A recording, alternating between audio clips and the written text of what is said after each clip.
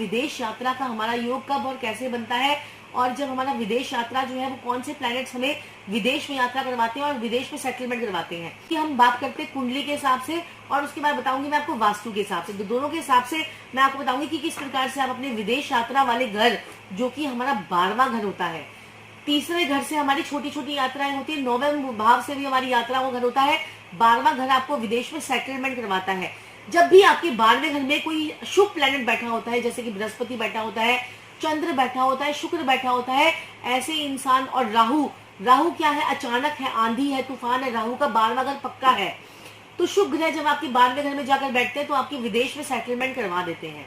दूसरा, 12वें घर में जब राहु जब जाता है तो ऐसे में आपकी सेटलमेंट तो विदेश में होती है, आप बहुत प्रयास करते हैं और हार मान जाते हैं। उसके बाद जैसे आप हार मानते हैं, एकदम से आपको कॉल आ जाती है कि आपका बाहर का प्रोग्राम बन चुका है। तो वहां पर राहु जो है वो अचानक बिजली, 12वां घर क्या है, आकाश है, और राहु क्या है, बिजली है, तो बिजली की तरह से आपका काम जो है वो बना देते हैं। और लेकिन आपके 12वें घर का स्वामी अगर आपका 8वें घर में बैठ जाए, 12वें घर का स्वामी आपका 9वें भाव में बैठ जाए, 12वें घर का स्वामी आपका 3रे भाव में बैठ जाए, तो फॉरेन सेटलमेंट के योग जो है वो पक्के समझे। और इन ग्रहों पे किसी अच्छे ग्रह की अगर दृष्टि पड़ जाए, कोई शुभ ग्रह इनको देख ले, तो फॉरेन सेटलमेंट वहीं पर ही होती है। या फिर आपका उच्च का बुध 12वें घर में बैठ जाए तो वो भी ग्रीन कार्ड आपको दिलवा देता है, वहां की PRI भी आपको दिलवा देता है। ऐसे लोगों को बाहर जाने के लिए ही बने होते हैं। दूसरा, अगर हम आपके घर में वास्तु दोष है, आपकी पत्रिका बहुत अच्छी है, सारे ग्रह सही बैठे हुए हैं, लेकिन वास्तु दोष ऐसा है जो आपको घर से दूर जाने ही नहीं देता।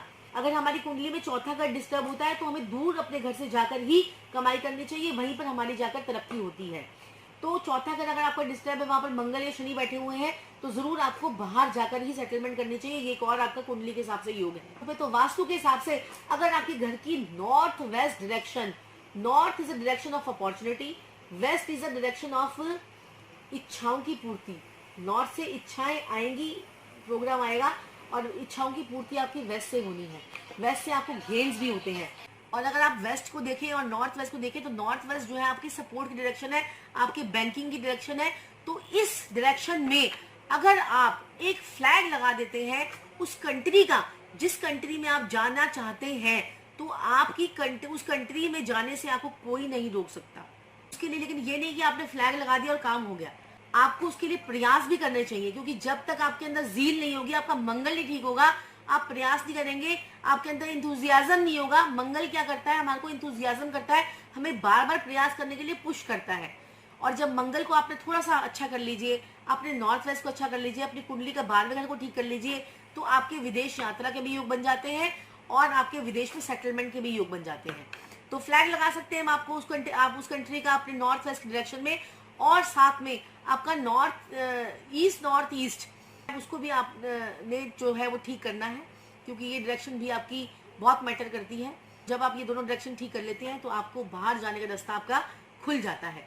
और जब 12वें घर में केतु बैठ जाए तो ऐसा इंसान को तो जल्दी से जल्दी बाहर निकल जाना चाहिए, क्योंकि केतु मोक्ष का कारक है और 12वां घर जो है वो हमारा मोक्ष दिलवाता है।